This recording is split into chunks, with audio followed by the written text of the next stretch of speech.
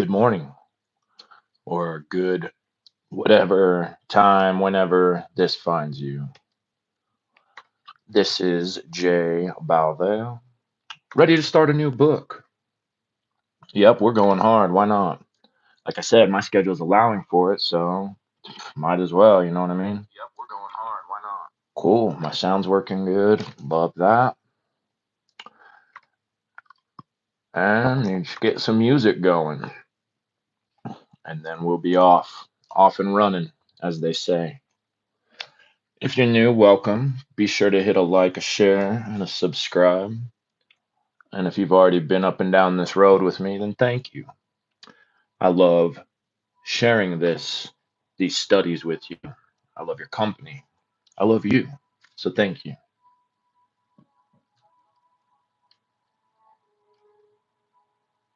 Okay.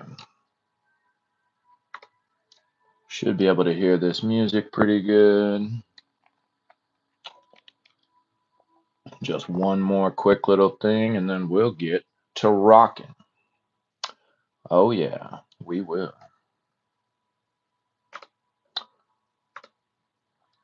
Hope you're all having a good day. I'm pretty sure I already said that. That's all right. I hope, actually, you know what? I hope you're having whatever nature wants for you. That's right. That's what type of time we're on now. Quit resisting nature. Call yourself a magician, but you're constantly at odds with the universe, with yourself. Knock that off, huh? Okay, there we are. All right, cool. So I have decided that the book we're going to read is one that is really good. It's fire. It's a yoga book from the Bihar School of Yoga.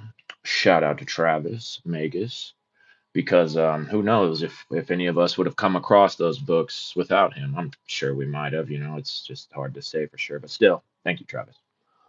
Okay, so the one we are going to start today is this one, Samatvam, the Yoga of Equanimity. Oh yeah, this one is fire. So if you feel so inclined, definitely purchase a copy. You will not regret it. So you can follow along. You might be able to find a PDF. I don't know. You might not. I didn't look, to be honest with you.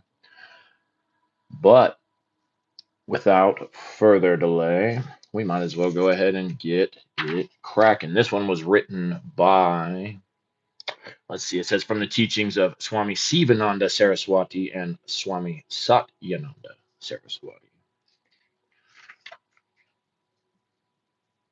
I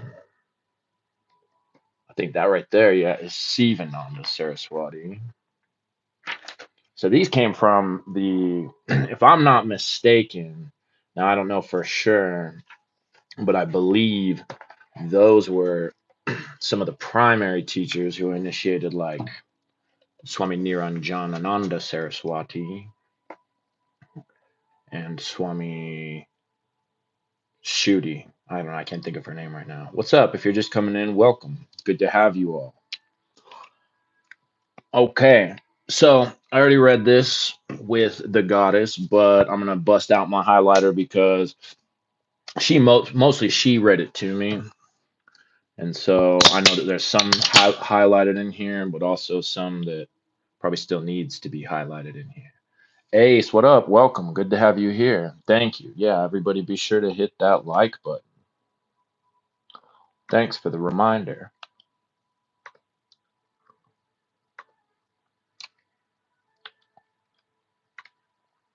Okay, so the introduction, and this one we should be able to fly through pretty quick. That's another reason I chose it, because it's going to be, I think it's going to be very helpful to a lot of people, for one, and for two, it'll be a quick read. So, introduction. Ace says, I'll only be here for a moment. That's cool. Thank you for stopping by. Hey, I love if anybody can even just pop in and say what's up. It still means a lot to me, so thank you. This book is compiled from the teachings of Swami Sivananda Saraswati and Swami Satyananda Saraswati. It addresses one of the most revered spiritual virtues, Samatvam. Samatvam means complete equanimity within oneself and with everybody else, with nature, and with the whole cosmos. It is the state where one's entire being becomes calm and quiet, and one is able to think, to decide, and to solve the problem of life with absolute tranquility. Right there, I already got to bust this boy out.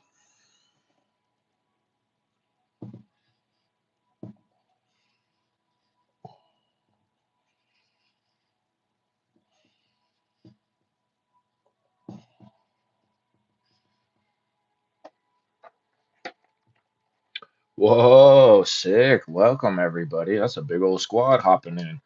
If you're just coming in, well, thank you for showing up. Appreciate you.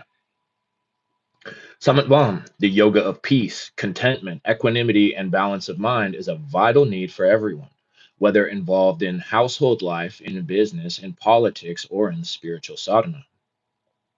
It is an absolute necessity for anyone subjected to the wear and tear of tensions, frustrations, and disappointments. It is a basic requirement for the spiritual aspirant trying to develop his higher facilities, and even for those who aspire to samadhi and the highest state of consciousness.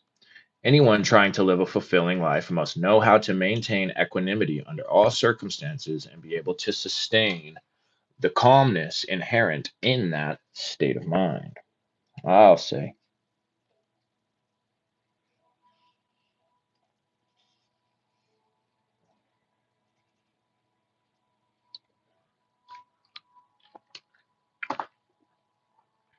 These teachings are full of scriptural references and the revelations of two modern day yogis who have themselves mastered the requisites of Samatvam. Their teachings present Samatvam as a process of accepting life as it is given and knowing how to utilize every moment of existence as a means to evolve one's consciousness. Their wisdom echoes the eternal spiritual truths that enlighten humankind's quest to conquer mental and emotional turmoil. Whoops. Gotta shift some things around just a tiny bit. All right.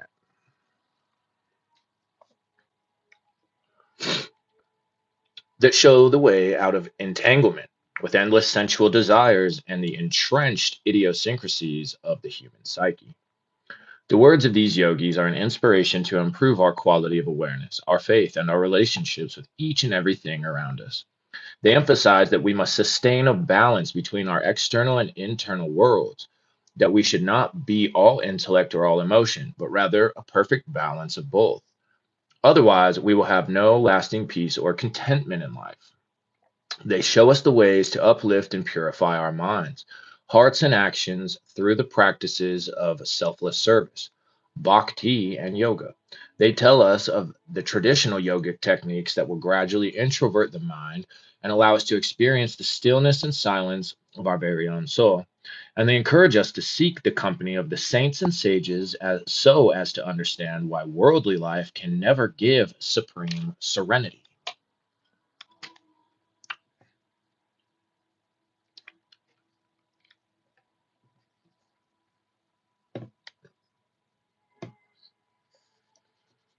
We must sustain a balance between our external and internal worlds. That we should not be all intellect or all emotions, but rather a perfect blend of both. Boom! There you have it. The reader is given the very clear message that to attain the supreme peace of the eternal, there is no need to flee from one's worldly career and hide in a Himalayan cave. Rather, learn to resist unrighteousness, develop divine virtues, and try to attain self realization in and through the world. One is to be ever active and at the same time feel inwardly that one is the non doer and non enjoyer. Right? Shout out my gnosis. That's why I'm running a little behind today because he was just streaming too. And oh, man, that boy spits it when he spits it, doesn't he? So much love to you, man. Take a deep interest in everything and yet remain perfectly unattached.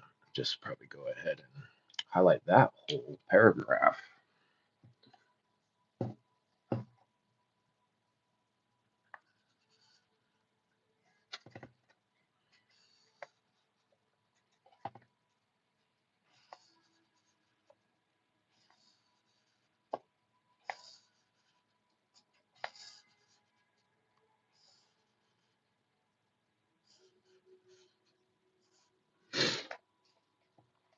Okie dokie. In the words of Swami Satyananda, man is the most beautiful and privileged creation of God. His glory is that he can sublimate his natural and irresistible urges for possessions and sensual enjoyments and transform himself into something noble and divine. And yet, although our ultimate eternal abode is the seat of Brahman, we are all pilgrims here, and pain and pleasure will come our way. The clouds of calamities may eclipse on our inner shrine, but with nothing should we barter the peace of our soul. Only one who considers pain and pleasure as passing phenomena and is always aware of his goal will really be happy. Man, I could just highlight that whole quote, but especially that last part. Oop,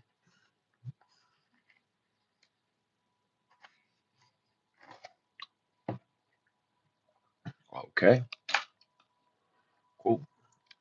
Well, that should get us through the intro. And boy, that was quick. Good. So, chapter one, the yoga of equanimity.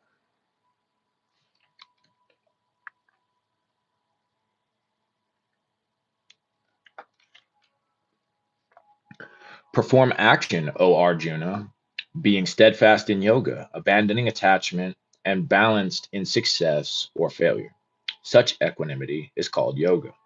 Bhagavad Gita, chapter 2, verse 48. Samatvam is equanimity of mind and outlook, equipoise.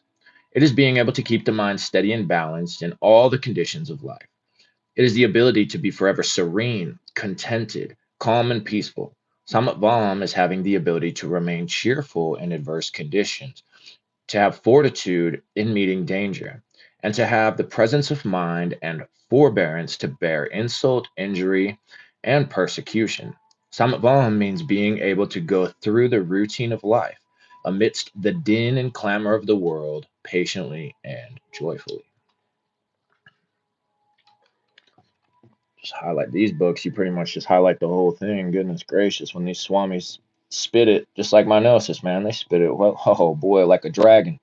Flames out the mouth, like Manly P. Hall. You ever listen to Manly P. Hall lectures? And that guy, basically everything that guy said was just something that made you really think.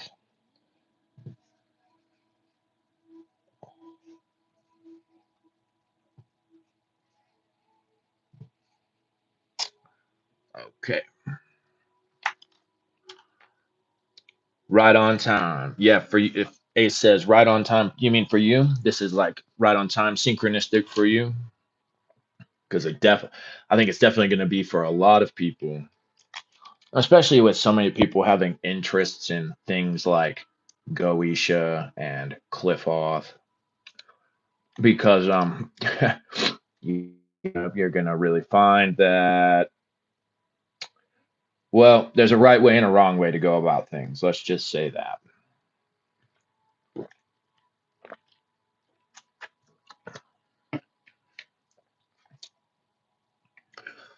Samatvam is the yoga that Lord Krishna talks about at length in the Bhagavad Gita. He defines yoga as Samatvam Yoga Uchyati. Samatvam is yoga. Equanimity is yoga. Lord Krishna considers Samatvam as that evenness of mind which is upheld by a true yogi amidst the worst of all difficulties, turmoil, and calamities. As that state wherein all the mental modifications, thoughts, imaginations, whims, fancies, moods, impulses, emotions, and instincts are transcended. He explains that Samatvam is being able to maintain one's balance of mind in success and failure, gain and loss, pleasure and pain. And that is the aptitude of a perfect master who remains equipoised in all circumstances. That is Samatvam, the yoga of equanimity. The definition of Samatvam goes far beyond the temporary condition of mental quietude, which people speak of when they retire for a short time to a Himalayan hermitage or to the Alps or to a quiet nature reserve for a little rest when they are tired after a long journey, or just to their bedroom or computer room or couch. You know what I mean? That's kind of the more modern day version of that. However, there's still definitely plenty of people who have this idea. In fact, that's, you know what, be completely honest, that's exactly what started me going down this road about close to about 10 years ago, was the idea that I just need to get away from it all and go into the woods or go to the mountains. And I tried that, and it certainly was transformative. But look at where I ended up, right back where I started, huh? In the city. No big deal. I like it here. And that was part of the journey, was realizing that I was always right where I needed to be anyway. So, all things in their time, right? Summit Bomb is the attainment of absolute peace and tranquility of the highest caliber. It is the realm of serenity where the cares, worries, anxieties, and fears which torment the soul dare not enter.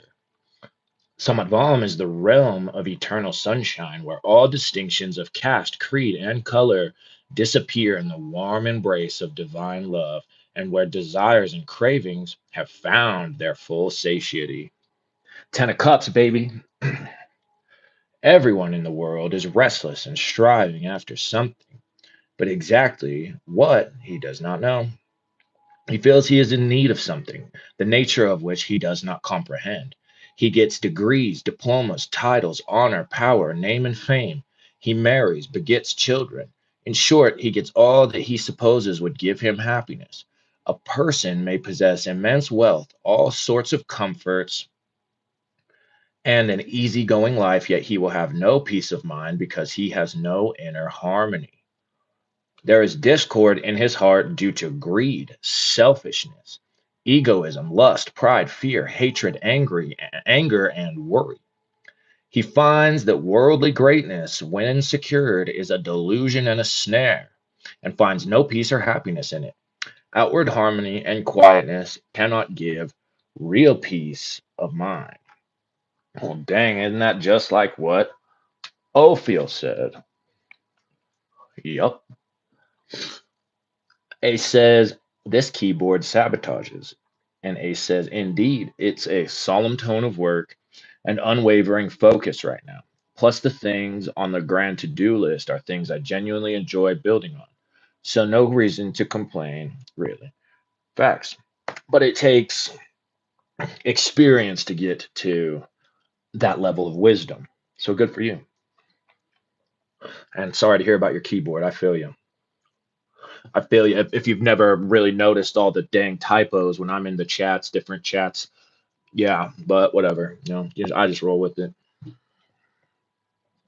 I know pretty much everybody can figure out what I'm trying to say anyway. So let's see. Outward harmony and quietness cannot give real peace. And a person may possess immense wealth because he has no inner. Person may possess immense wealth with all sorts of comforts and an easygoing life, yet he will have no peace of mind because he has no inner harmony.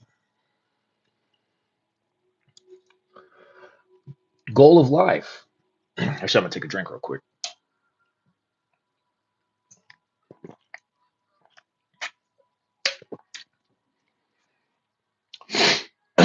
Okie dokie. Goal of life. Pious people, saints and sages declare that the restlessness afflicting everyone, the state of discontent, discomfort, and dissatisfaction, and the feeling of being ill at ease with oneself and one's surroundings is due to the loss of companionship with one's soul.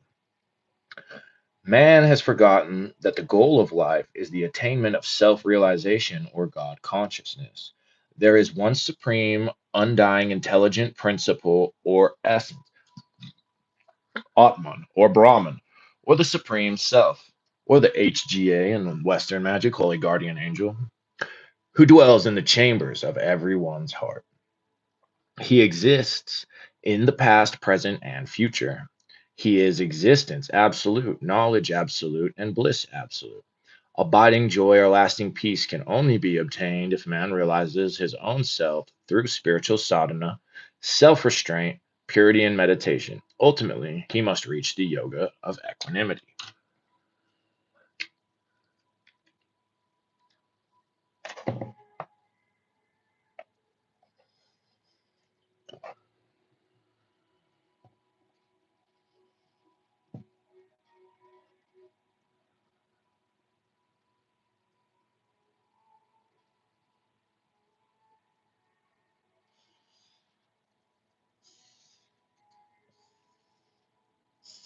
Well, this highlighter seems to work good. I thought it might have been one that I had that was dried up, but it's hard to know. I just got them all chucked in random piles. Ones that are dried up, ones that are good. Sunshine Chick, welcome. Good to see you. Good to have you here. You're going to love this book. The yoga of equanimity cannot be found in the acquisition of external objects. Wealth, children, property, and palatial buildings cannot give everlasting peace and balance of mind. To attain the divine qualities of Samatvam, the aspirant needs to realize his oneness with that one supreme self who lives in the silent, still nature within. When he is established in that, which is an ocean of peace and happiness, he will not be shaken even by heavy sorrow, loss, or failure, inharmonious and disagreeable vibrations. He will be able to tide over all the difficulties or crises of life very easily and triumph in all experiences. Mysterious is this peace. Marvelous is this peace. Realize this peace that transcends all understanding through yoga sadhana and be free. Float in this ocean of serenity and rejoice in the stillness of your own self. One true goddess. No, you're not late to the party. You're right on time. You're perfect, right where you're supposed to be. But I know, I get the feeling, I really do. Okay, float in this ocean of serenity and rejoice in the stillness of your own self. See, my gnosis is gonna love this one because especially that Maharaj book he's been reading. It's just gonna sync right up. We love when that happens. Okay, let's see. To attain, we want this one too.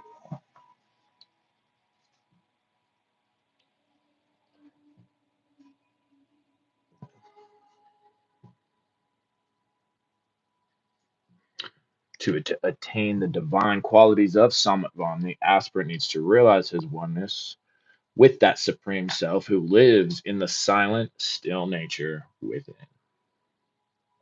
And remember what they already said too, that comes through engagement with the world and with your surroundings and all that, not from going and retreating to, some cave, some cabin in the woods, any of that. That comes through. And if you want to know the truth, that was the original. That's where everybody gets like the Abra Melon operation wrong, which is the, if you any of you are not familiar with that, that's the ritual in Western magic that leads you towards knowledge and conversation with your holy guardian angel or that Atman Brahman supreme self. So many people think you have to, that a part of it is retreating from it, but now the scholarship has kind of shown that, and from the actual people it came from have said that no, the point was actually to still very much go about all your regular stuff, your job, your family, your duties, all of that, and simultaneously do these rituals, these prayers. I mean, there was like a small window of it that you were supposed to kind of do an isolation thing, but it was like a really small window of it where now everybody thinks you have to go buy some farmhouse for the 6 to 18 months you're supposed to do the ritual and like be all off, isolated by yourself. And that's just not the truth. Samatvam is an internal state of mind. It can be had without the help of money and outwardly favorable circumstances. One may have sorrows and yet enjoy inward harmony and steadiness of mind if one constantly rests in God by withdrawing the senses, stilling the mind, and eradicating its impurities. Lord Jesus was persecuted in a variety of ways. He was put to death on the cross, and yet what did he say? He said, "O Lord, forgive them. They know not what they are doing." How peaceful he was, even when his life was at stake. He was enjoying inner peace. No tribulation or calamity could touch him. Right. Shout out to the big dog. Okay. Highlight, let's see. This one may have sorrows, yet enjoy inward harmony and steadiness of mind if one constantly rests in God by withdrawing the senses, stilling the mind, and eradicating its impurities.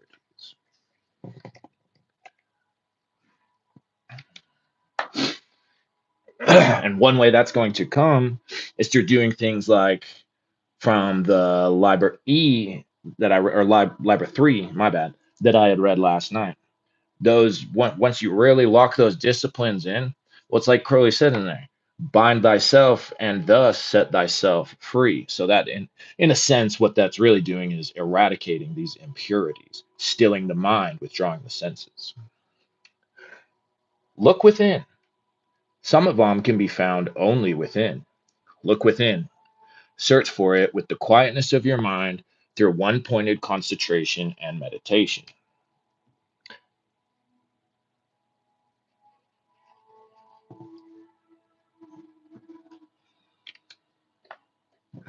If you do not find peace there, you will not find it anywhere else. I'll say, better highlight that actually. That's going to be one of the page turner highlights. So, yeah, that might slow us down a tiny bit to do the highlighting, but that's fine. I'm not tripping on it that much. In fact, I better not trip on it all, or else I'm going to have to add it to my list of reasons to rubber band stamp myself.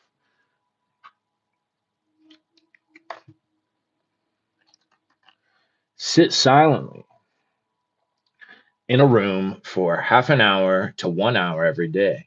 Close the eyes, relax the muscles and nerves, withdraw the senses and the mind from external objects, forget the body and the world. Concentrate at the space between the eyebrows. Meditate regularly in the early morning hours. Enter into the great calm or the secret place of the Most High. Yeah, I don't know if any of you wake up. That's part of why I enjoy being a morning person, because I like to get up while there's still that kind of quietness, that stillness before the world starts to wake up. And that's a great time to do your meditations or your other practices. Or even just if you like to go to the gym, great time to go to the gym.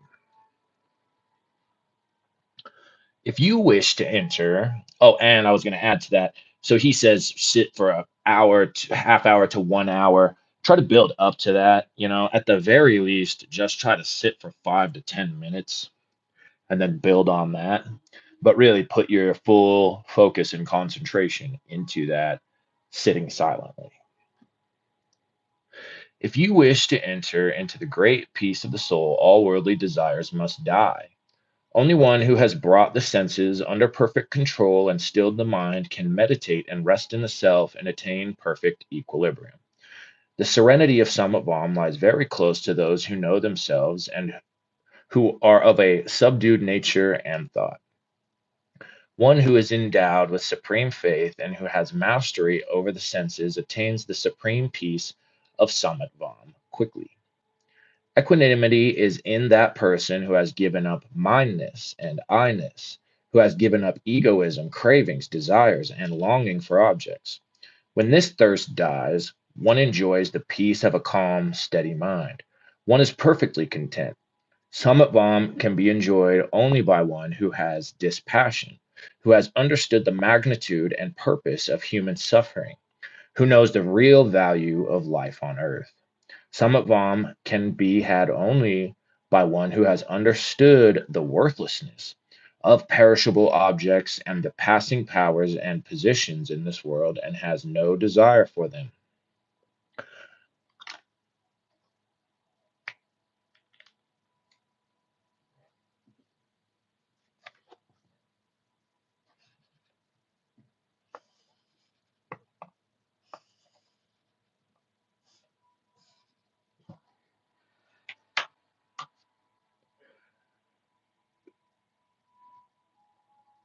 One who has found out the real purpose of his birth in this world, one who yearns for liberation, who has understood that beyond the names and forms there is one eternal, everlasting Atman, and who practices self discipline, he alone can attain the yoga of equanimity. Such a person is a yogi of the highest order. Real peace of mind does not come from outside. It is produced in the same mind when the mind is controlled and its thoughts are checked. Great efforts must be made to check the passions and desires. Only then will the aptitude for activity be subdued and will one be at rest with the thoughts stilled.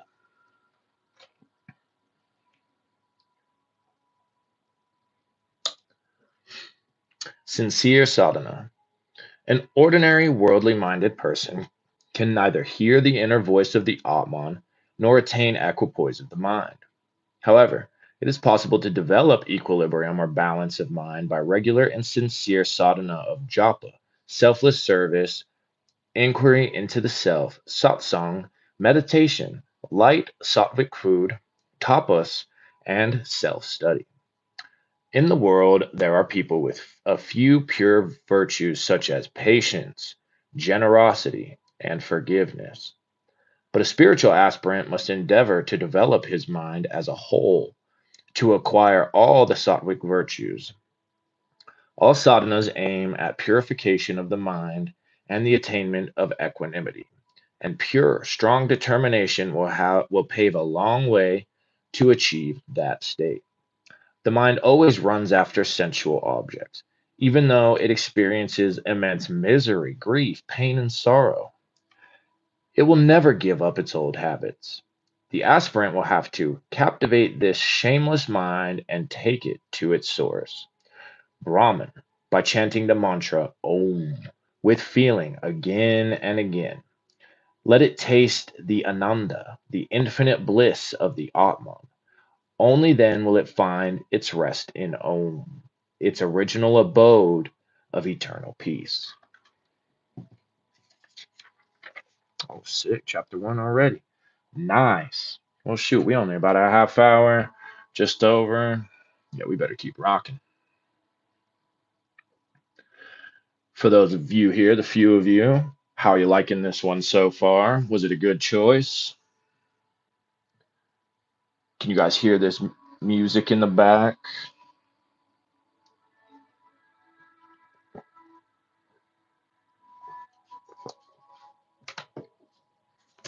Too loud, too quiet?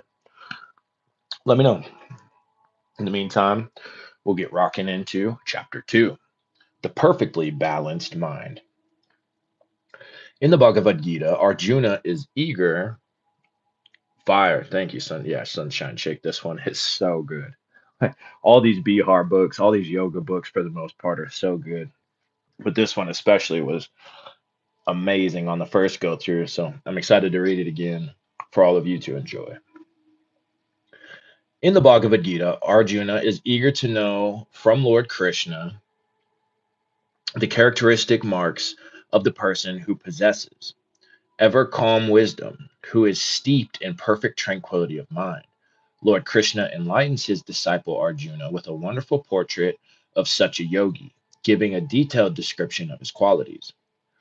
Endowed with wisdom, evenness of mind, one casts off in this life both good and bad deeds. Therefore, devote yourself to yoga. Yoga is skill in action. This literally, I hope my gnosis comes and checks this out because this is literally going along so much with what Maharaj is talking about in that book as well. And one true goddess says music sounds great. Cool. Thank you so much. Appreciate the feedback and the help. Action done with evenness of mind is the yoga of equanimity or wisdom. The sage who is established in this yoga is not affected by success or failure because he does not seek the fruits or results of his actions. His entire existence is established in the self, and he possesses poised reason. All his actions are performed with equipoise of mind, and he thus escapes from all the good and bad results of whatever work he undertakes. He knows that clinging to the fruits of action leads to bondage, and that the performer of such actions will have to take birth again and again in this mortal world to work through them. Action performed by one who expects fruits for his actions is far inferior to the yoga of equanimity. And that's almost to highlight that whole thing.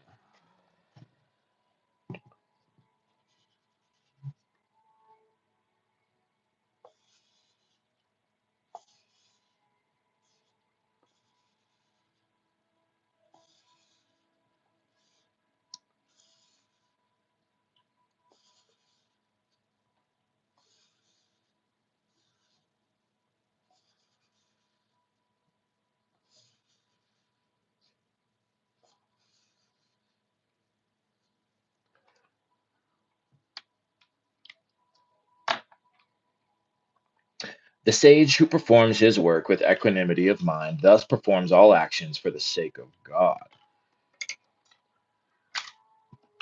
hmm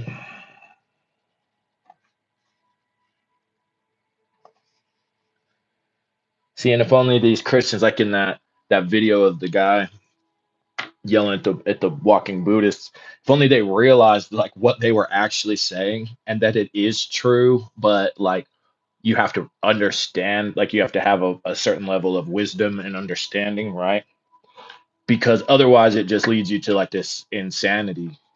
But if what they really understood, Jesus is the way, the truth, the only truth, and all that, well, that's Tiferet, which leads you right up to Kether. You know what I mean?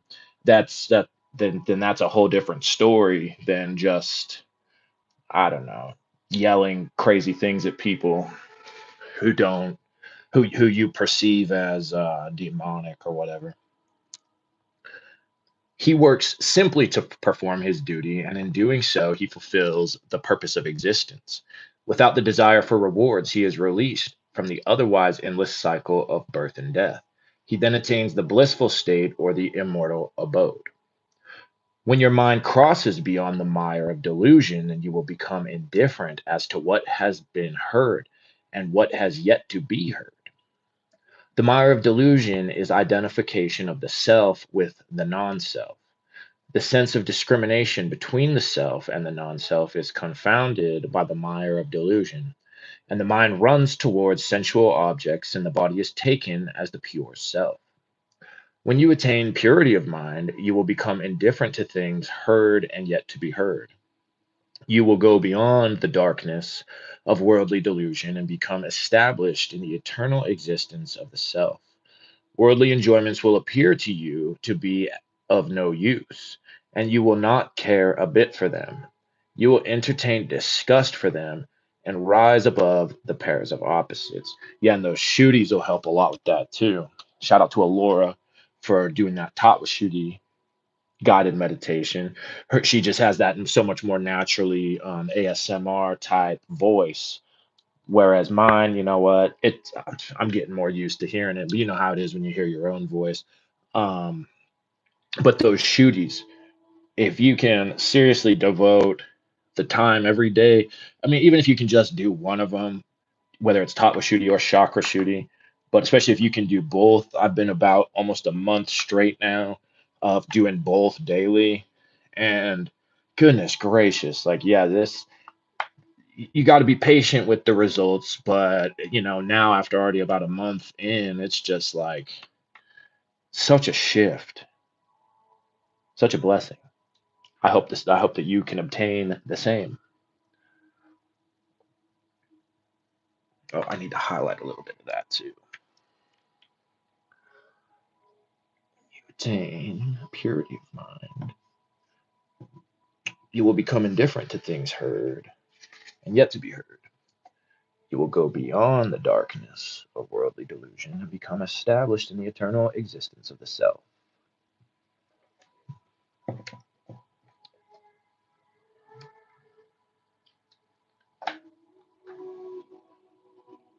When one completely casts off, O Arjuna, all the desires of the mind, and is satisfied in the self by the self, then he is said to be one of steady wisdom. If anyone can attain the supreme bliss of the self, will he thirst for sensual pleasures? No, not at all.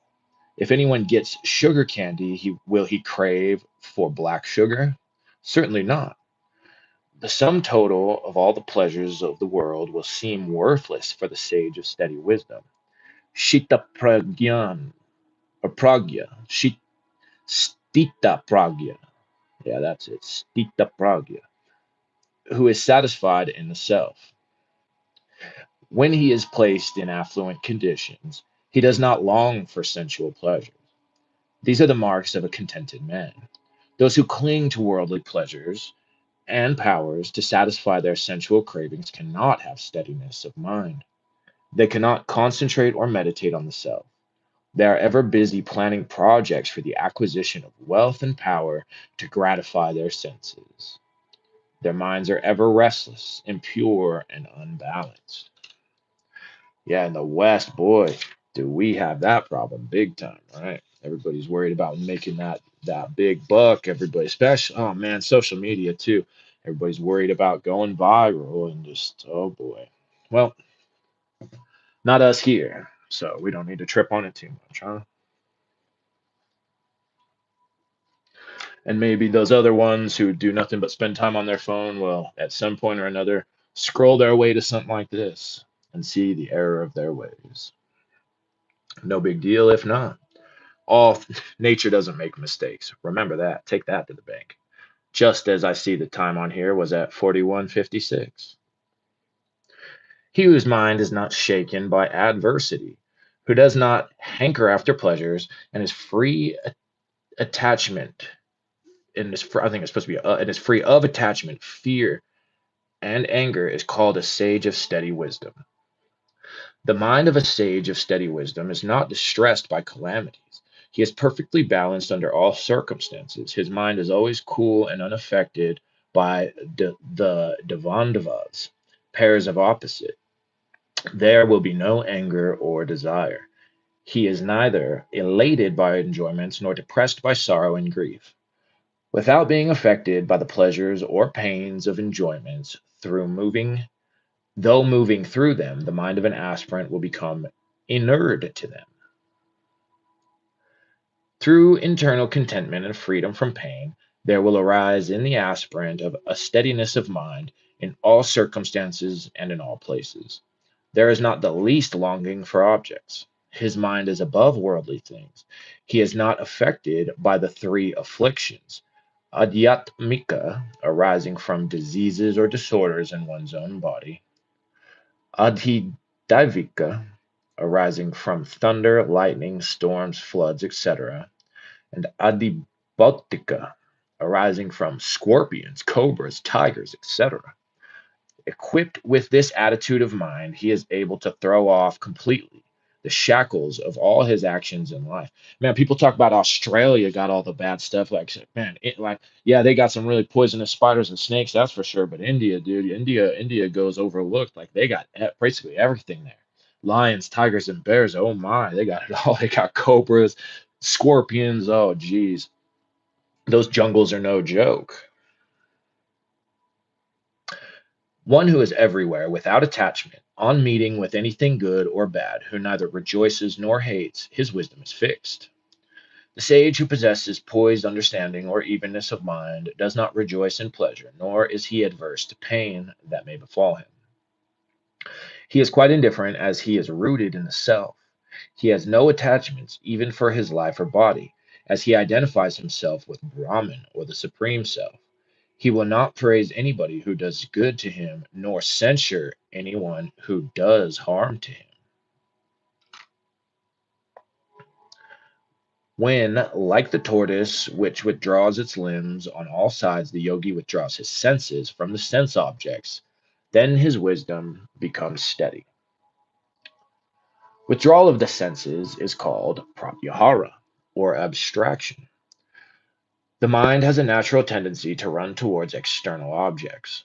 However, the yogi who has attained the state of Samatvam is endowed with the ability known as pratyahara.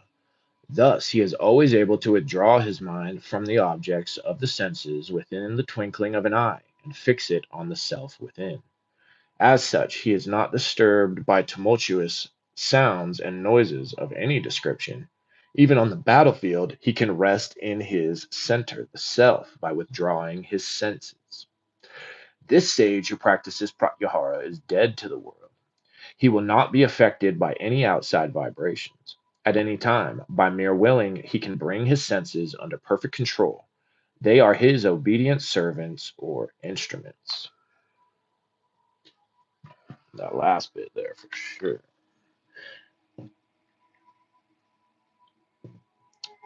This sage who practices pratyahara is dead to the world. He will not be afflicted by any outside vibrations.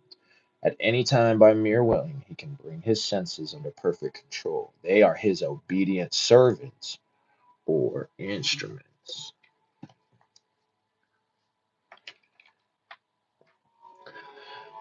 The sense objects turn away from one who abstains, leaving the longing behind, but his longing also turns away on seeing the Supreme. The yogi who is established in Samatvam attains the knowledge of the self. In doing so, all the vasanas or subtle latent tendencies, all the subtle desires, all the subtle attachments, and even the longing for objects are completely destroyed. Through attainment of this knowledge of the self, by the practice of spiritual disciplines, not only have the objects of the senses turned away from the sage, but also the relish or taste or longing for the objects has been annihilated. The turbulent senses, O Arjuna, do violently carry away the mind of a wise man, though he is striving to control them. The aspirant should first bring the senses under his control by purifying the mind. The senses are like turbulent horses. If you keep them under perfect control, you can reach your destination safely. Otherwise, they will throw you down on the way. Little quick digression, little quick tip for those Goisha people. Remember, a lot of these traditional descriptions, especially like you'll see in the lesser key, pairing with the head of a horse, a lot of animal stuff. But also, carrying weapons, stuff like that. I'm sure a good amount of you know this, but for anybody who doesn't, these are all symbolic things. And especially the way they appear to you might not be the same as what's written in the books.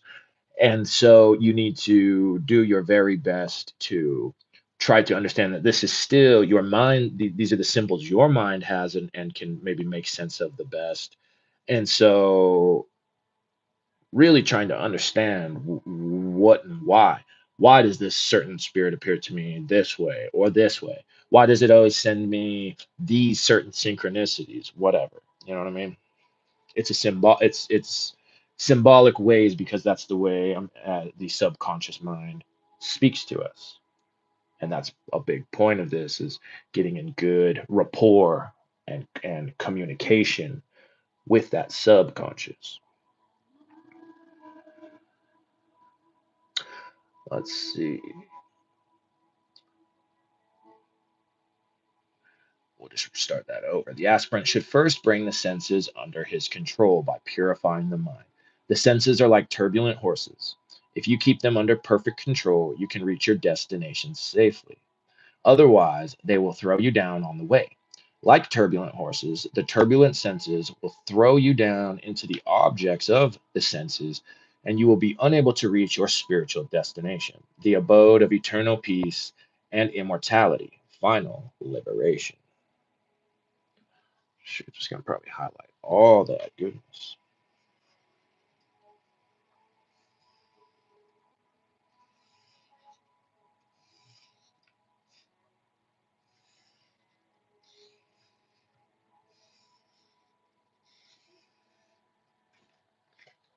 The senses are powerful and continually draw the mind outwards, and you may fail in your initial attempts many, many times.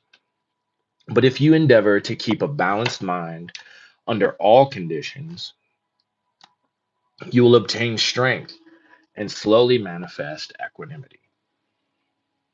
Mastery over the mind should become the object of your sadhana.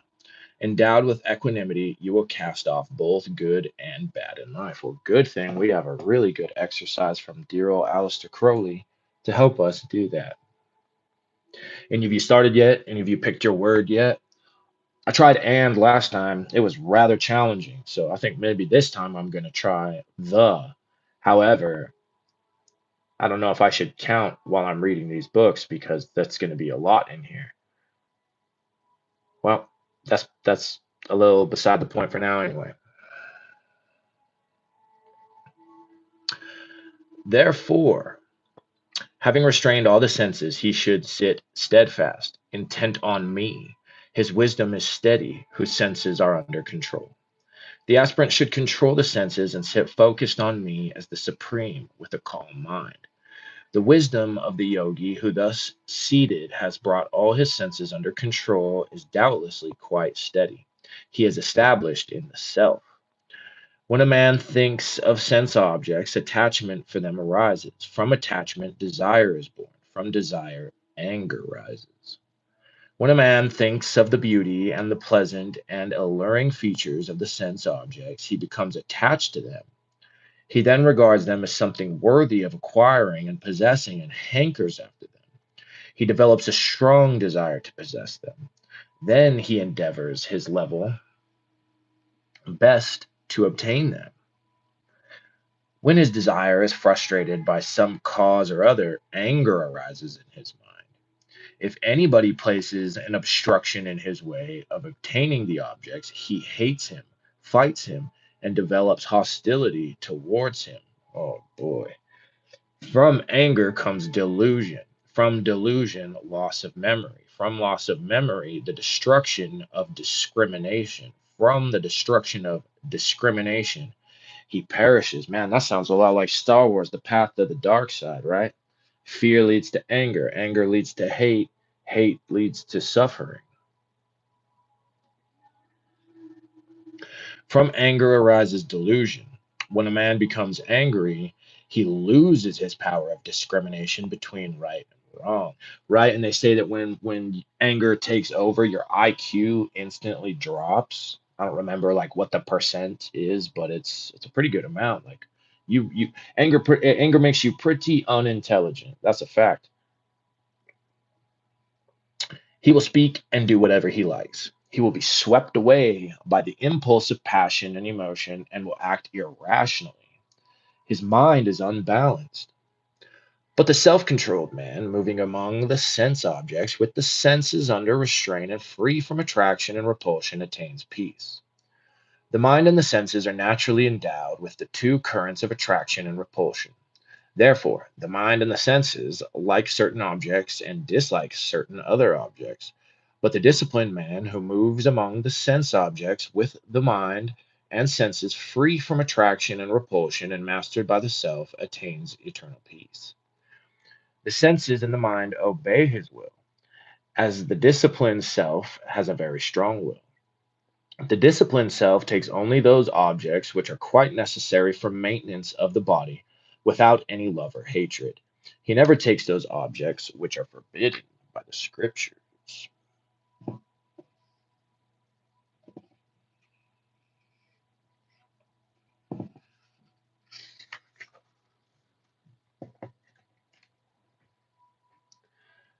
In that peace, all pains are destroyed, for the intellect of the tranquil minded soon becomes steady.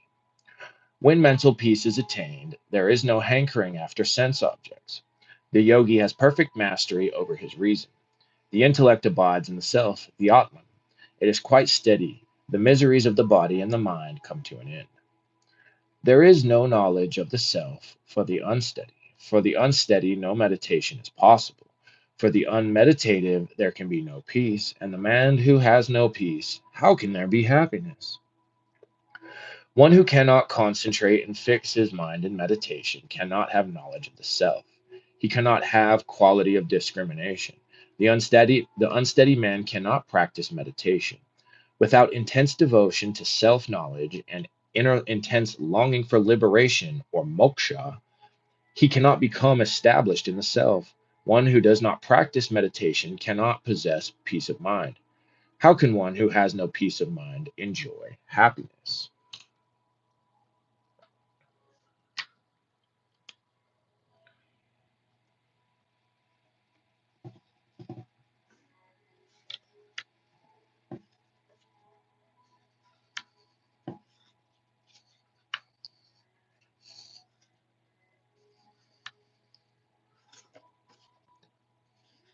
I don't know about anybody else, but does anybody else highlight with like the younger people in their life, like children or nieces or nephews or anything like that in mind?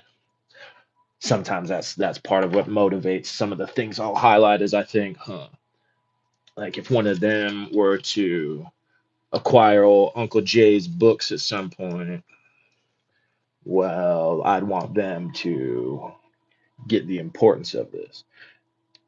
Hey, my gnosis. Dude, you're not late. I know you were doing your stream too, which is just so very synchronistic with this. Dude, you're going to love this book. This is fire. I'm so happy to have you here. Okay.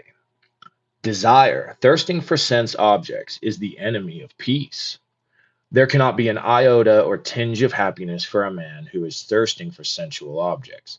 The mind will be ever restless and hankering after the objects. Only when this thirsting dies does man enjoy peace. Only then can he meditate and rest in the self. Man, these swamis just, they get you good.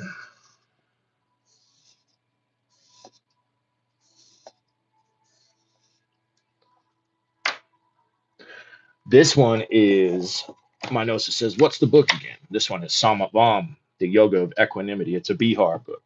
This one is so fire, dude. I suggest you definitely want to get a copy of this one.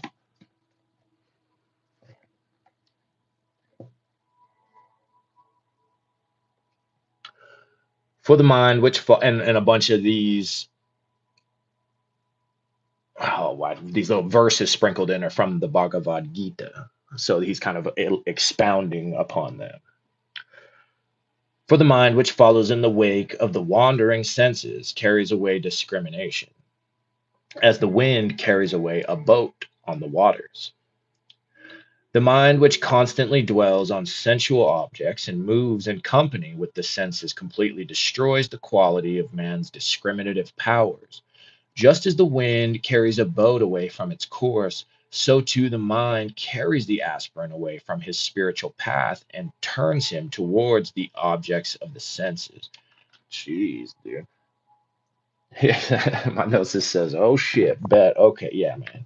This one, along with what you're reading from Maharaj, man, this one is just like, ooh, that book too. I can't wait for my copy of that one to show up. I think it might get here a little quicker than I first expected when I bought it. So, and I found it for a real good price, so that's always nice too. One thing here too to keep in mind is that one of the translations for the word Goisha is howling, like the wind does, right? When it's really kicking up. Oh boy, spirits of the air.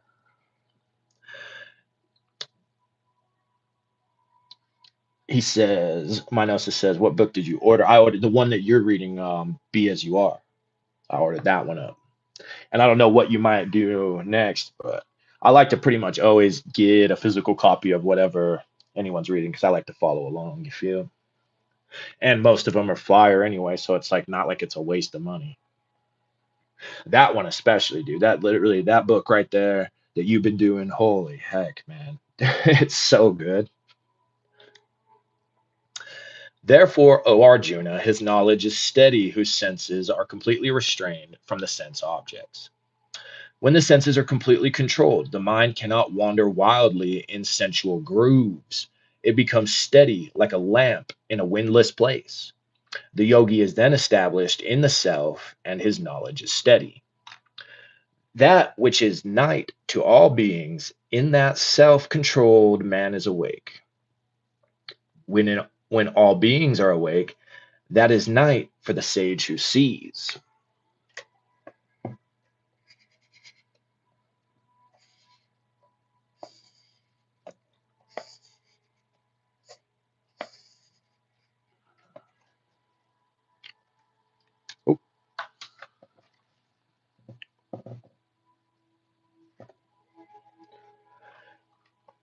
That which is real for worldly minded people is illusion for the sage, and vice versa. The sage lives in the self. This is day for him. He is unconscious of worldly phenomena. They are night for him, as it were. Are those the days and nights of Brahma? Oh, snap.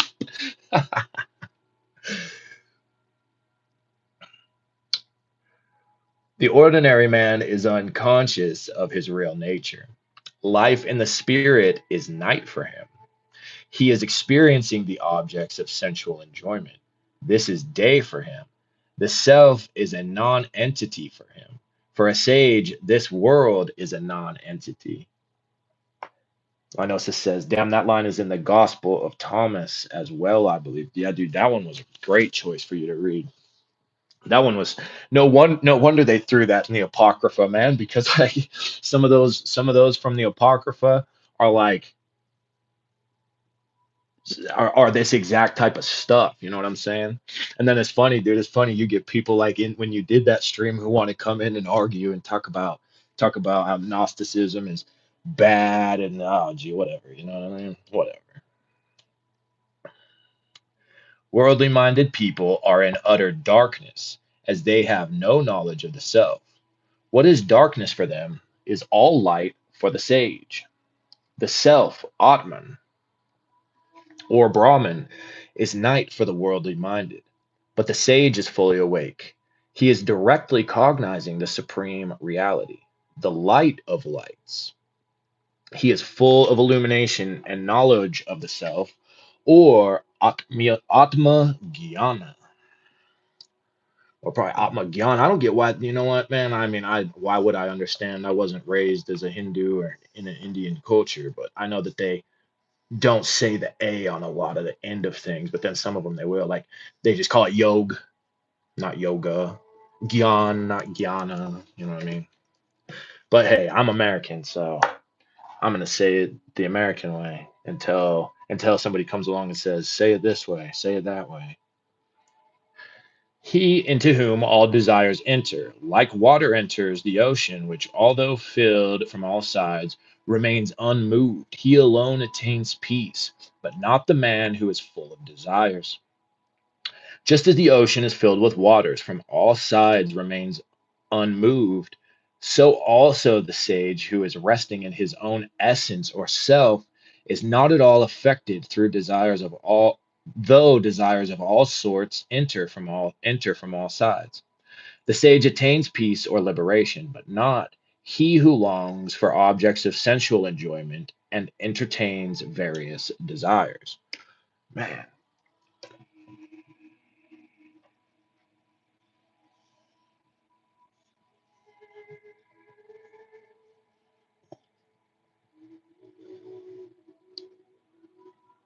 just as the ocean is filled with waters from all sides remains unmoved, so also the sage who is resting in his own essence or self is not at all affected, though desires of all sorts enter from all sides.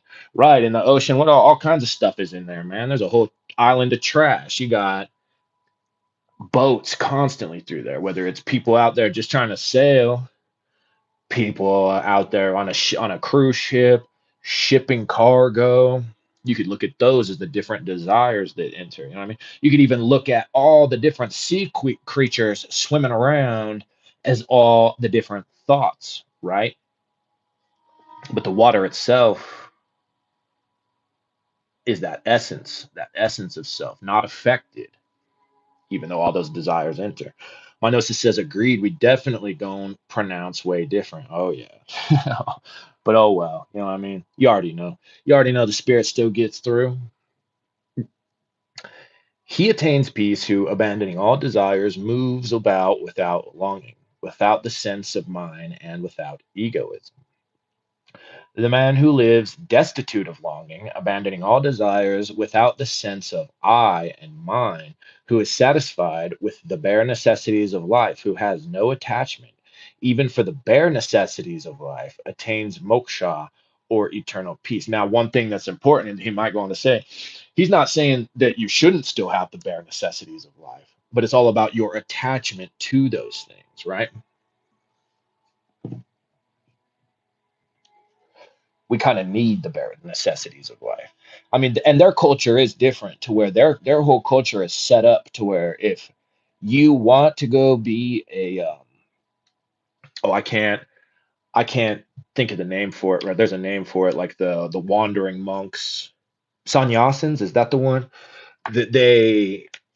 So like it basically you can just drop out at any time and go be and yeah you can go be a ascetic type monk and the rest of the society will support that like in India it's set up that way.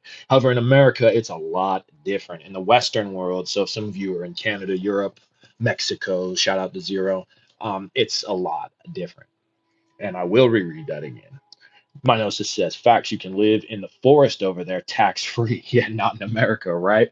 Yeah, dude. No, I've tried that. That's what I said in the beginning of this. I really did try that about 10 years ago when I first was um, starting to step onto the path. I thought, oh, I need to go out into the forest. And yeah, that didn't work because I kept having forest rangers come and ask about permits and oh, goodness gracious, dude. It's ridiculous.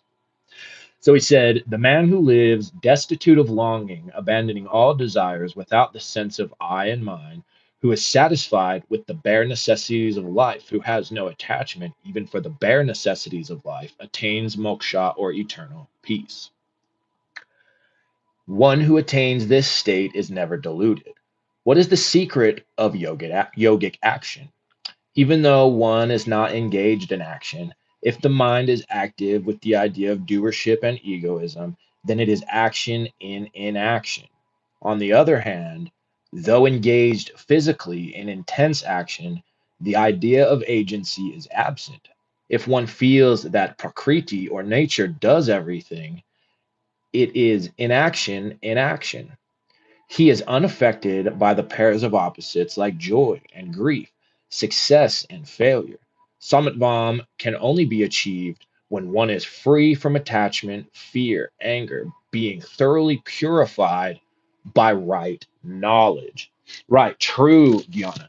Because, Gyan, on the one hand, you could look at Gyan yoga as study, but the true meaning of Gyan Yoga is the knowledge of the self, not knowledge of spiritual concepts, knowledge of books, knowledge of Kabbalah. While that is, like I said, that can be looked at as one part of it, that is that is really the knowledge of the self, the true self. My gnosis says, "Oh shit, you did, yeah, dude, yeah, back in like 2017. I think it was 20, yeah, it was 2017. Yeah, it was 2017.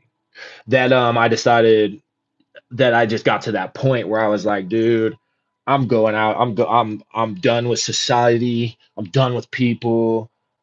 I'm going out into the woods. And yeah, I was out there for about like a week, 10 days, and I had to keep moving around.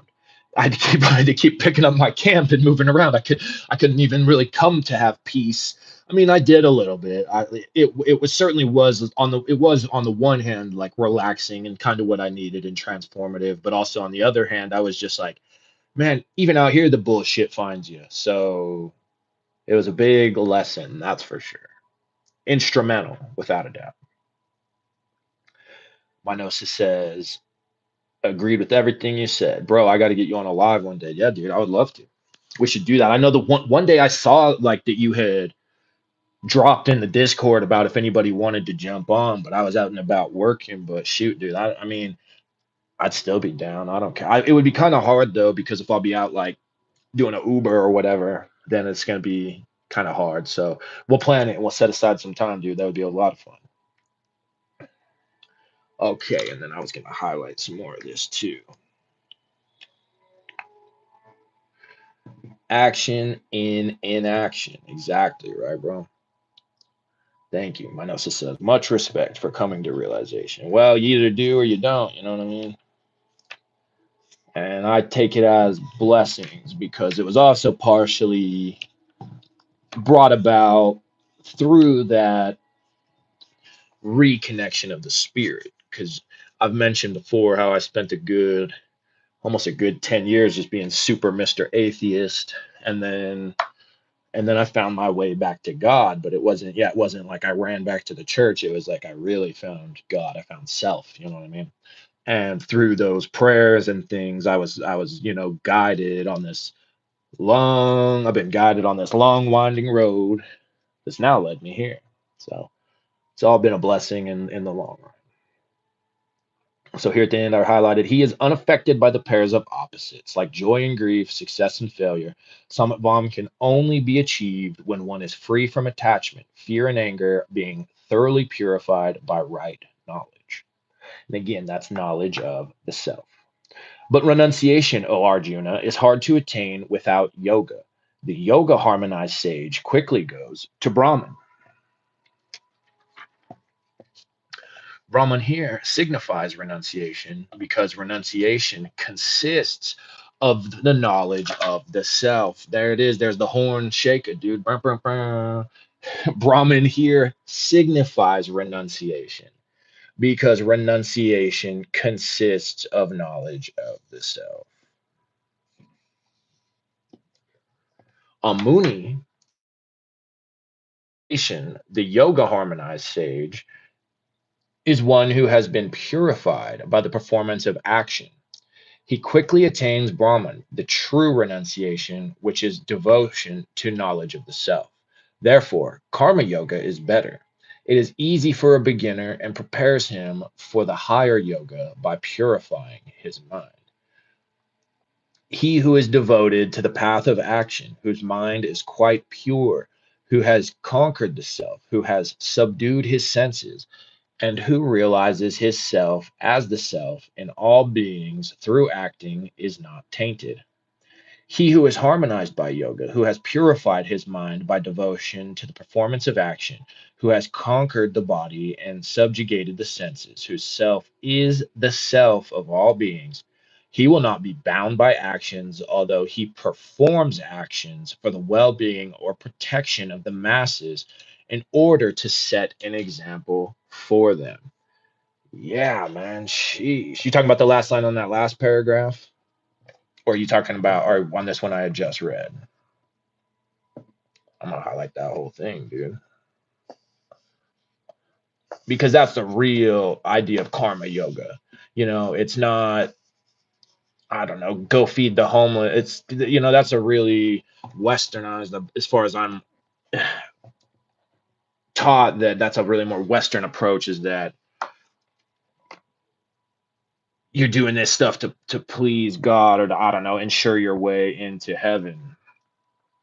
And not really. It's because you realize. I think it was Swami Vivekananda in his karma yoga, or it might have been the Bihar one. One of them said one of the things that really stuck with me about karma yoga, that was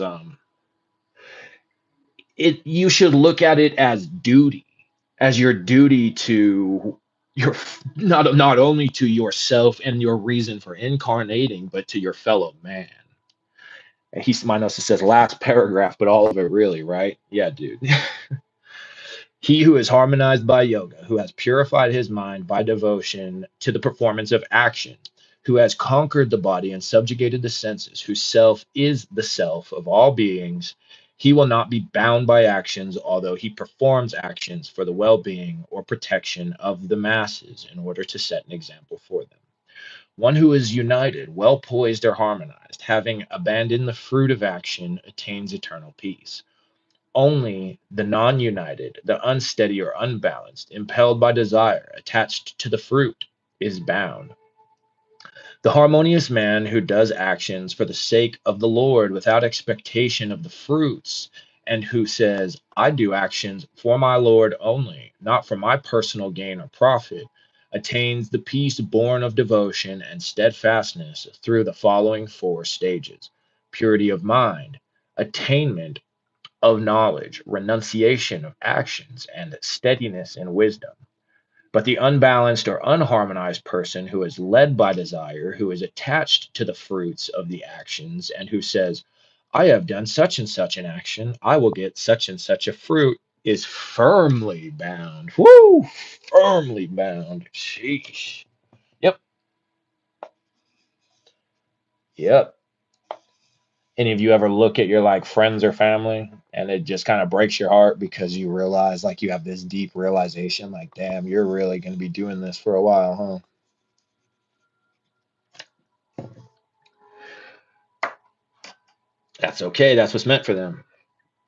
My gnosis says, yes, Westerners have trouble with seeing that you and the other don't exist. You are not helping a separate person, you assist self. It's hard for us Westerners to see that. Yep, facts. It does seem, I don't know, it seems like more and more people are kind of getting there, though. You know what I mean? But definitely a lot of people seem to be virtue signaling more than actually trying to do something that could fall in the category of karma yoga. Even here in this world, birth, everything is overcome by those whose minds rest in equality. Brahman is spotless indeed and equal. Therefore, they are established in Brahman. When the mind becomes rooted in equanimity or evenness or equality, when it is always in a balanced state, one conquers birth and death. Bondage is annihilated and freedom is attained. When the mind is in a perfectly balanced state, he overcomes Brahman himself. That is, he realizes Brahman.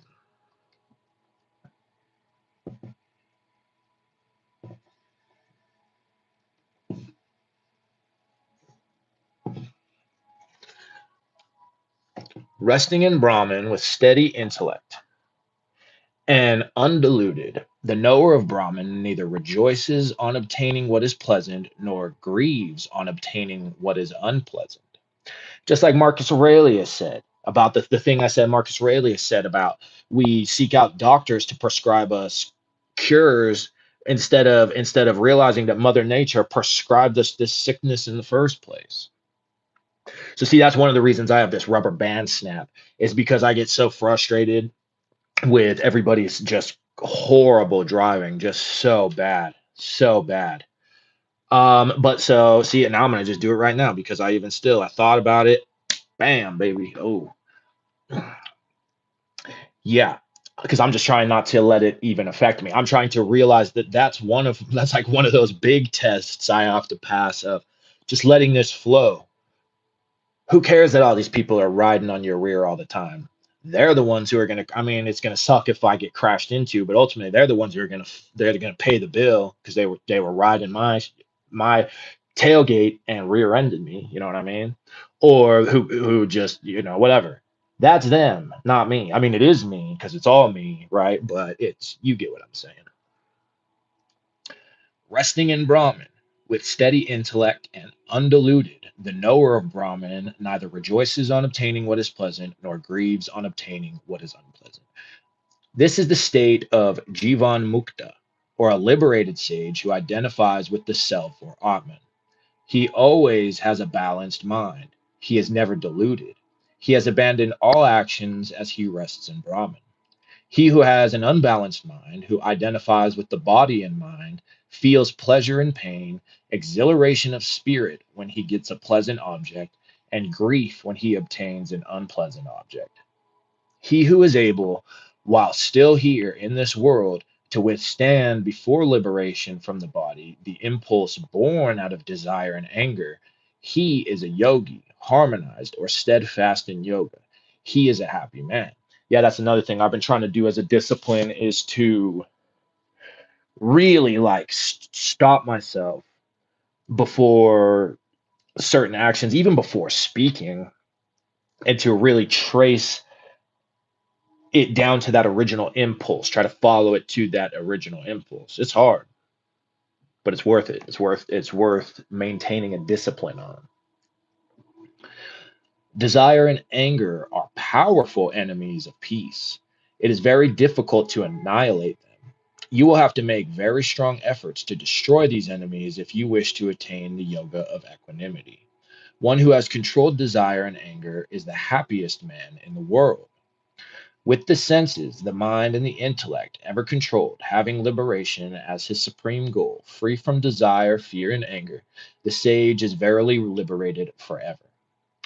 If one is free from desires, free and anger, or excuse me, fear and anger, he enjoys perfect peace of mind.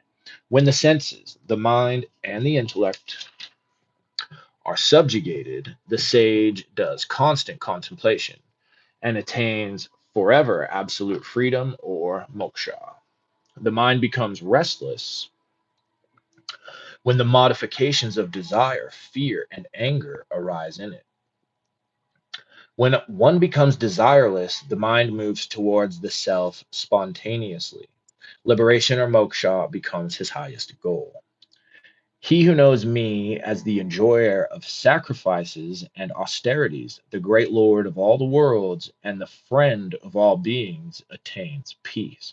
Keep in mind that me in these is going to be Krishna talking, which is Vishnu. I am the Lord of all sacrifices and austerities. I am their author, goal, and their God. I am the friend of all beings, the doer of good to them without expecting any return for it. I am the dispenser of the fruits of all actions and the silent witness of their minds, thoughts, and actions as I dwell in their hearts.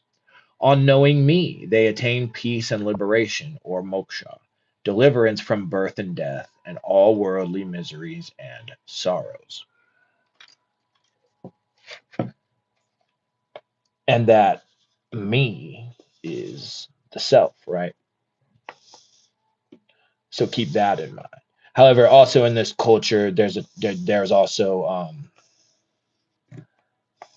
I can't think of what it's called, where it's like like a yogi guru yoga. That's what I'm thinking of, guru yoga. So that's also another form of the yoga where you basically surrender yourself completely to the guru because they are the embodiment of that supreme self. Minosa said, I forget he was Vishnu. Yeah. Yeah. Krishna is one of the 10, I think it is, incarnations of Vishnu. Those incarnations are sick, man. I love looking into those incarnations of Vishnu and Shiva. That's why, and Rama, one of his other incarnations, and Hanuman is like from that one I sent you that Ramdas did, dude. I love that story so much. Like Hanuman, I know Zero's been super connecting with Hanuman lately, and I definitely love the way that, because that's Shiva, an incarnation of Shiva who came to assist Vishnu as his incarnation of Rama, and his just complete single pointed focus, dedication, and whole purpose of being for Rama or Vishnu is in and of itself like so motivational, so incredible, profound. O Arjuna, know yoga to be that which they call renunciation.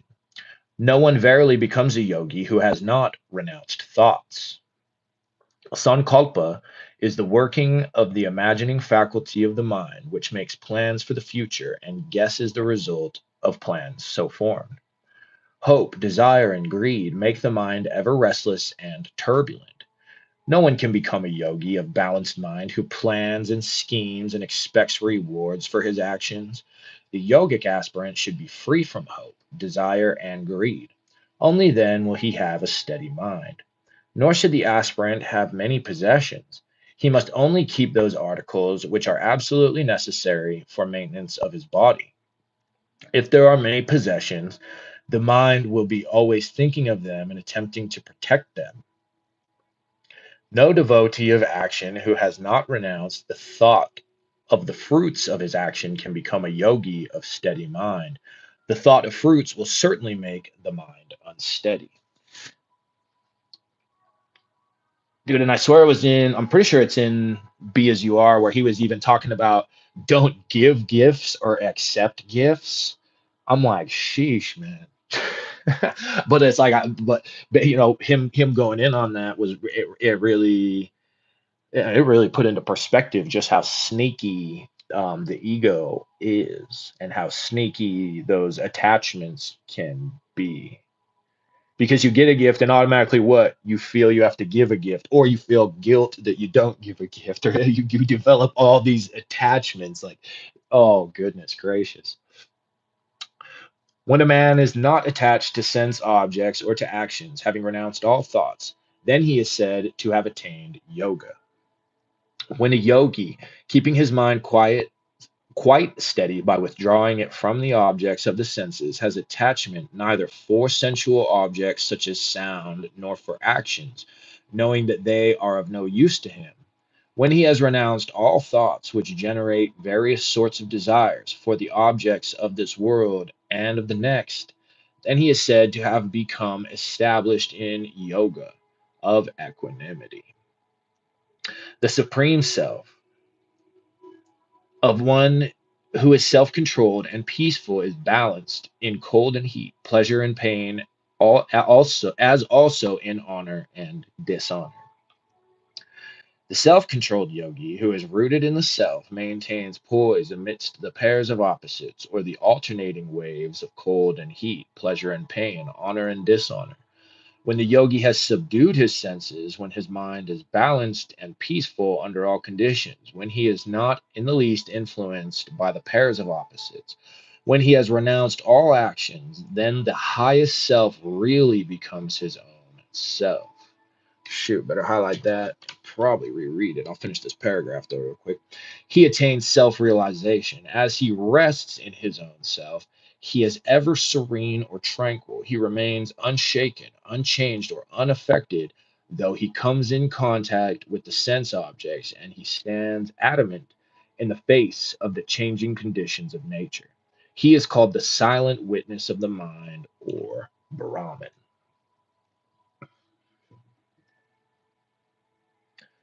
Let's see. Becomes his own self.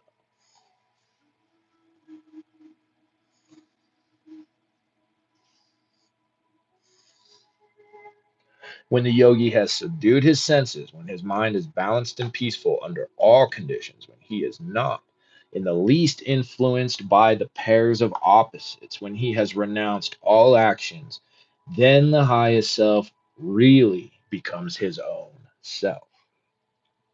Serene minded, fearless, firm in the vow of a brahmachari, having controlled the mind, thinking of me and balanced in mind, let him sit, having me as his supreme goal. The spiritual aspirant should possess serenity of mind. The divine light can descend only in a serene mind. The serene is attained by the eradication of desires and cravings. He should be fearless. This is the most important qualification. A timid person or a coward is very far from steadiness of mind. And dude, that's even in the book of the law. Despise all cowards. He's not just talking. He's not talking about. He's talking about yourself. We're going to do that one. We're going to crack into that one. Maybe my notes. I know you've been hitting those readings more in the morning, so maybe this Sunday evening I'll do that book of the law read, and we'll put it on a study. That one's one that I might kind of announce in advance, so that way everybody can kind of plan for it. A lot of this I just been springing up and popping on everyone, but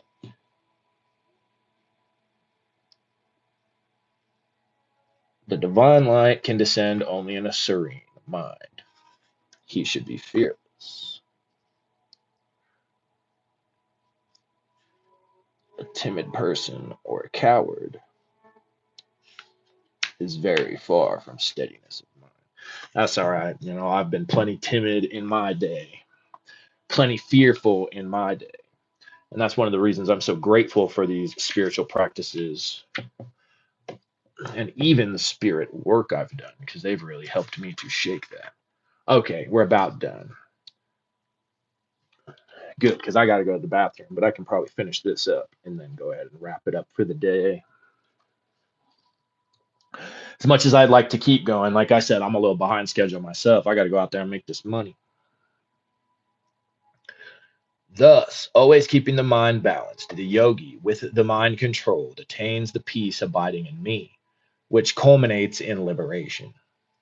The Supreme Self is an embodiment of peace.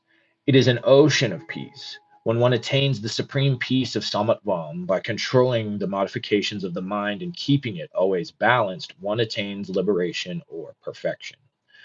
Little by little, let him attain quietude by holding the intellect firmly, having made the mind establish itself in the self. Let him not think of anything. The practitioner of yoga should attain tranquility gradually, by degrees, by means of the intellect controlled by steadiness. The peace of the eternal will fill the heart gradually with the bliss through constant and protracted practice of steady concentration. He should make the mind constantly abide in the self within through ceaseless practice. If one constantly thinks of the immortal self within, the mind will cease to think of objects of sensual pleasure. The mental energy should be directed along the spiritual channel by Atma Chintan, or constant contemplation of the self. You're good, bro. No worries. I was just saying that I'm almost done with this chapter, and then I'm probably gonna wrap it up for the day. In this verse, the Lord gives the method to control and steady the mind.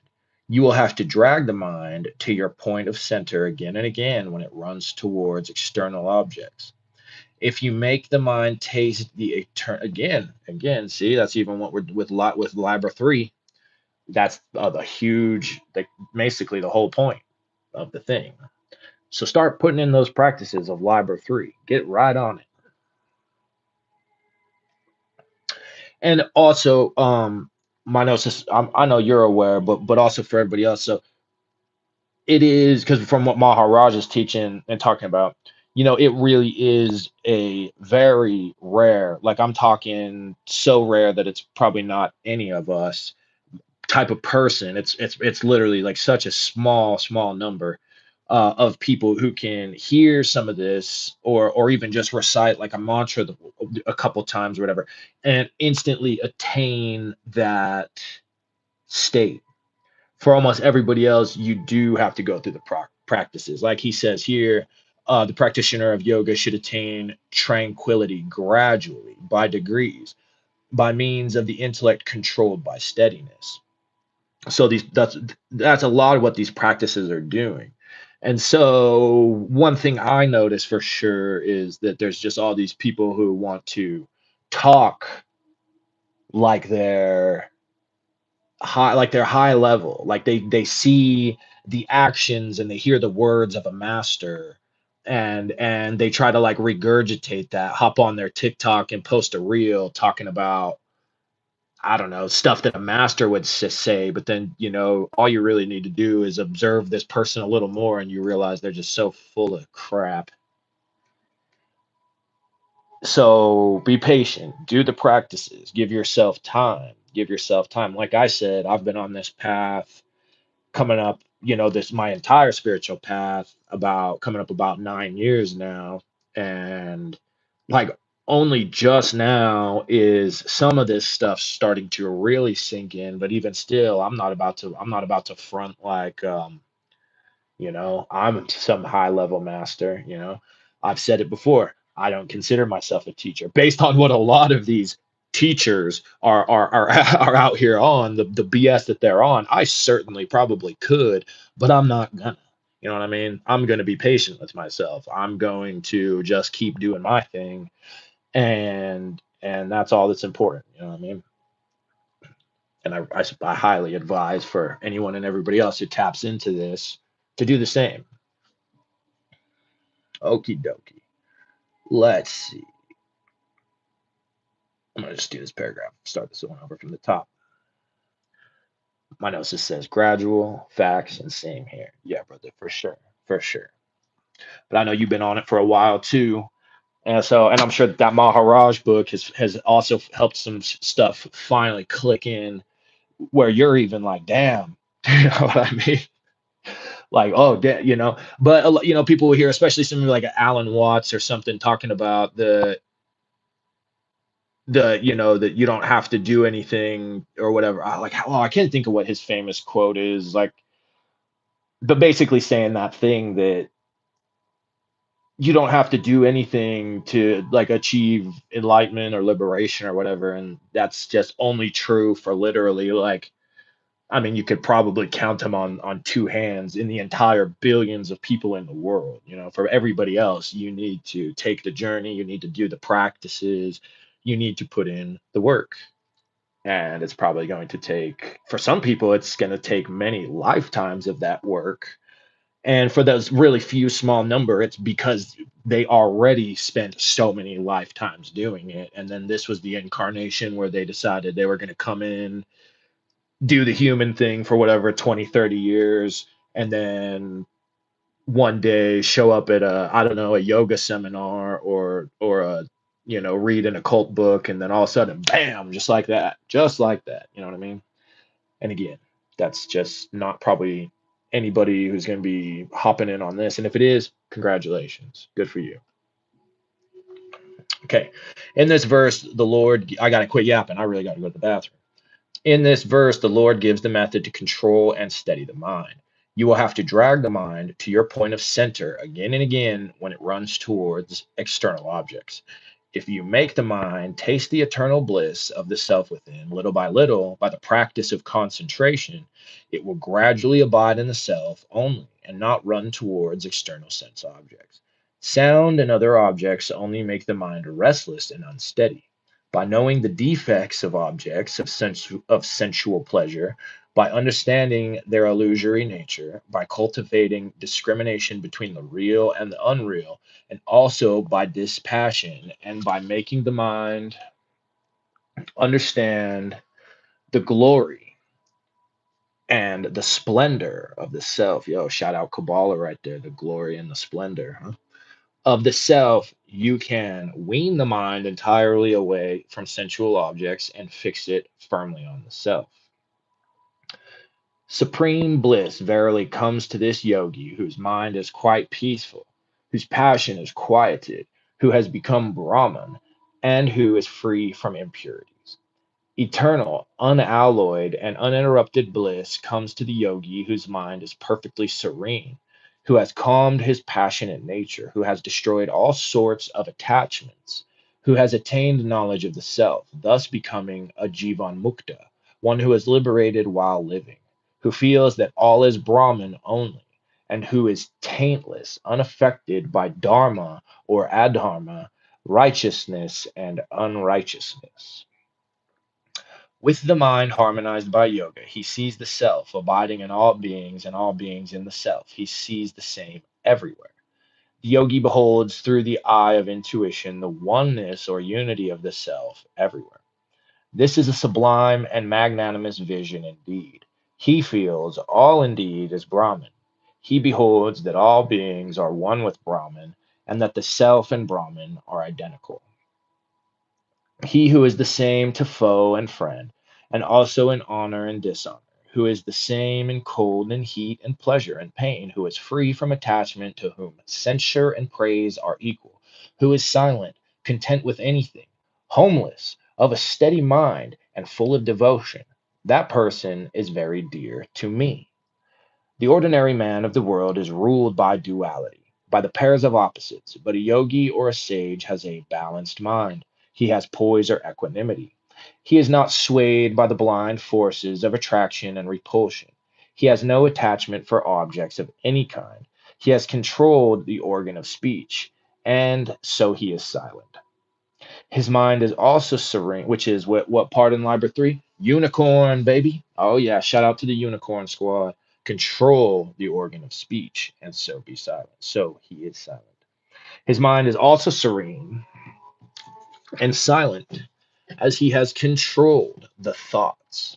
He is quite content with the bare means of bodily sustenance. He has no fixed abode. He regards the world as his dwelling place. Peep that. So that's what Krishna was meaning by homeless. He wasn't saying, yeah, renounce everything, forget your home, forget your job, go live in the gutter. I mean, not to say that you can't tell some of those people, they're going to be more enlightened than shoot people out here making TikTok reels. But what he's that right there is what he's talking about. He has no fixed abode. He regards the world as his dwelling place. That's what he means by homeless. His mind is ever fixed on Brahman. This is the description of a rare yogi who has attained Samatvam, equanimity of mind. He is regarded as the highest among yogis. He has dissolved all duality in the underlying unity and thus sees the self of all in all beings, from Brahman, the creator, down to a blade of grass. Or a pile of dog doo doo, baby. He sees that whatever is pleasure or pain for himself is also pleasure or pain for all other beings. He does not harm anyone. He wishes good to all. He is compassionate to all creatures. He has a very soft and large heart. Established in the unity of the self, he beholds the self everywhere and thus sees equality everywhere. Pain and pleasure have no meaning to this sage who dwells in his own self. He is above the pairs of opposites. In his eyes, cow dung or gold, a jewel or a stone, are of equal value. He is free from the idea of giving and taking. His mind is not perturbed by anything, pleasant or unpleasant. He is the same towards agreeable and disagreeable things. Praise and censure cannot affect him. He stands adamant. Wherever he lives, he abides in his own essential state as existence, knowledge, bliss. Sat Chit Ananda, right? Highlight that. Wherever he lives, he abides in his own essential state as existence, knowledge, bliss, absolute. He is ever calm and serene. He is the yoga of equanimity personified. Read these words of Lord Krishna's over and over again. Sincere aspirants, always hold before yourselves this portrait of the yogi who has attained the highest virtue. Make every effort to practice the yoga of equanimity. Free yourself from worldly ignorance in order that you may experience the supreme spiritual peace of Samatvam and attain the highest vision of the Absolute. May God bless all with peace and prosperity. Amen. My gnosis says, yeah, no specific place, but all of space. Facts, dude. Exactly. Do that taught with shooting meditation. Okay, so I'm gonna wrap up my goodbye quick because I gotta go to the bathroom and I gotta go make this money. You know how we do. So thank you for rocking with me. The few you have been in here, my gnosis, been active in the chat. One True Goddess, Sunshine Chick, Ace for popping in. So much love to you guys. My gnosis says, may all be blessed. POP. Fact. Prosperity over pain. Exactly, homie. I love that. That's such a great saying that you've given to all of us, man. Thank you. And thank you for that support. Great read, Brody. Thank you. Yeah, I knew that this one was going to be the right choice before, because the one I want to do after this is going to be a bit longer. So I figured I better bust out this quickie first. And then that next one will be, well, they're all going to be a real treat. I wouldn't read you guys crap. Why would I do that? I mean, only if because I never read it before, and so this is the first time I read it, and I was equally as unaware of how bad it was. That's the only reason I would do that. So otherwise, yeah, I'm gonna try to only bring fire to your mind, to your being, to your life, and love. So much love. Thank you all for being here. This has been bust out this quickie, right? This has been Jay Balvel. If you're new, be sure to hit a like, share, and subscribe. Thank you so much for being here. And may your day be exactly what you need to finally step up and quit resisting nature. Bye bye.